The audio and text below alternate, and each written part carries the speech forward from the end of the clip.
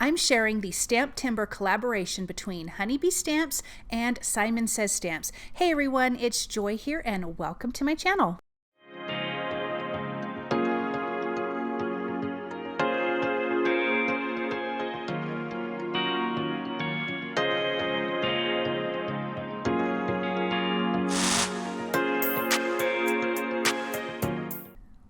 This is the Sending Autumn Blessings stamp set collaboration for Stamptember 2024. And you guys, these pumpkins are gorgeous. The sentiments are beautiful. The font is amazing. And there's a lot of fun things to make with this. So as soon as I laid my eyes on this, I knew I wanted to do some gold embossing and some watercoloring with either Zig markers or Karen markers. And I chose the Karen ones and I'll tell you why in a minute. But I have an A2 size piece of watercolor cardstock. Actually, I trimmed it down slightly smaller than an A2 size. And I am laying out almost all of the images. I think I left 2 singular pumpkins that I did not use. So I'm just gonna place them down in my MISTI. This is how they're gonna be laid out on the background of our card. And then I'm going to prep this with an anti-static powder tool because I'm going to be doing some gold heat embossing. And I'm going to ink that up with some clear Versamark ink. Then I can sprinkle my gold embossing powder on, and then we're going to have these beautiful images. Now, one of the things I love about this stamp set is that the lines are really, really fine, and I like stamps like that. So it feels very, very dainty. So having it gold heat embossed was ideal for me. I also want to say that you guys grab this while you can because, again, you know, this is an exclusive for Stamptember, and once it runs out, they do not bring it back in stock again. So if this is something that you like, I would definitely head over to the link I will have down below for you, and you guys can snag this up. So I'm going to heat this with my heat tool until it is melted and nice and shiny, but we have this really pretty, all these pretty images on our background.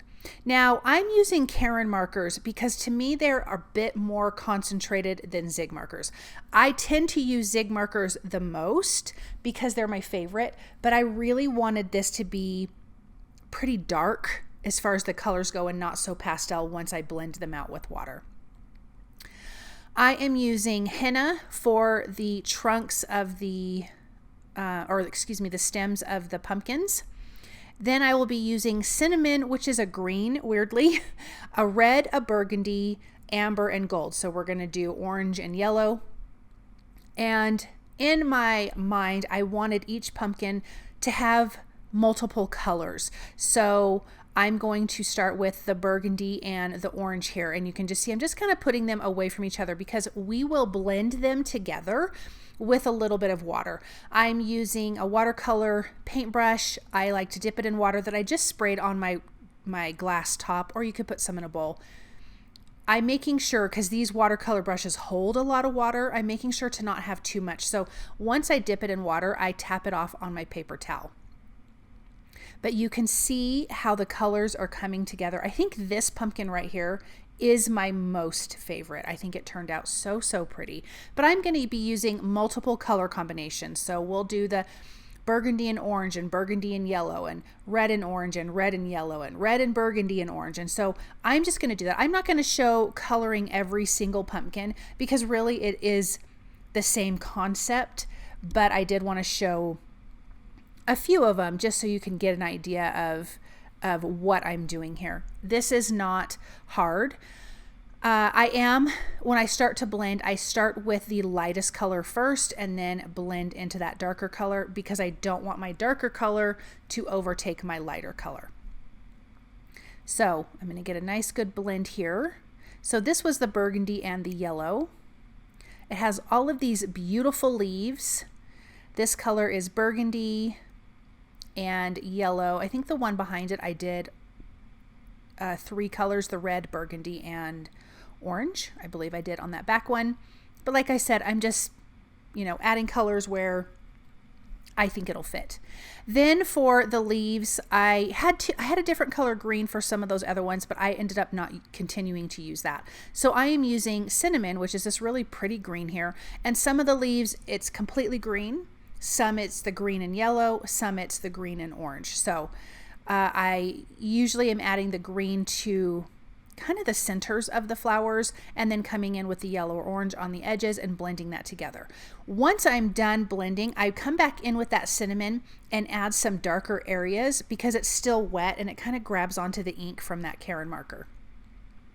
Then I'm using the burgundy and red and orange, the amber color, to splatter on the background. And then I also brought in HoneyBee Stamps Be Shimmery. I will say though, on white paper, you don't always see it the best unless it's like right in the light. So really that could be left out. But if you were doing this on a darker paper or if you ink blended or something like that, then that would most definitely show up. But I'm shaking that up really good and just dipping a paintbrush in and splattering that on the background. So I want to use a sentiment from the stamp set, but I also want to use some big die cut words. I originally started out with a gold sentiment and a gold mirror word that it's the letters spell fall. This is from scrapbook.com. This is their alpha die. But all of the gold, as much as I love it, got lost in the background. So I opted for black. I'm going to glue these letters together. I die cut 3 sets from black cardstock, kind of thicker cardstock because I want this sentiment to have some dimension. I actually ended up having to stamp my little sentiment 3 times. The first time because I did gold heat embossing and like I said, it got lost. The second time I did it, and you'll see here in a minute what happens, and so I had to re-stamp it. But here's our fall sentiment. So I'm going to stamp the sentiment that says sending autumn blessings, and there's lots of really pretty sentiments, and again the script is so pretty. So I'm going to ink that up with black ink, and then I'll just use my paper trimmer to trim this out. And I'm going to lay this down first. I have some foam adhesive behind it. I'm going to center that because then I can add my letters on top of it and kind of use it as my ruler to make sure things are straight. So I'm going to use a little bit of liquid glue and place those down. Again, see what I did? I pointed at my sentiment. I'm like, I have smudged my sentiment. Are you kidding me? So once I finished adhering my letters down, I was a little annoyed by it. I'm just like, I've already had to stamp this again. I don't want to do it again. So I'm going to stamp it one more time. After I finish gluing down my letters, I'm sorry that I keep putting my head in the way, but I have to make sure that everything is lined up nicely. And then I'm going to just place that next sentiment down on top. I didn't, because I already had the adhesive behind it, I did not want to rip it up. It is watercolor paper. It's already been saturated with water. I didn't want it to rip something, so I just laid that sentiment right on top. Then for my mat, I am looking at HoneyBee Stamps.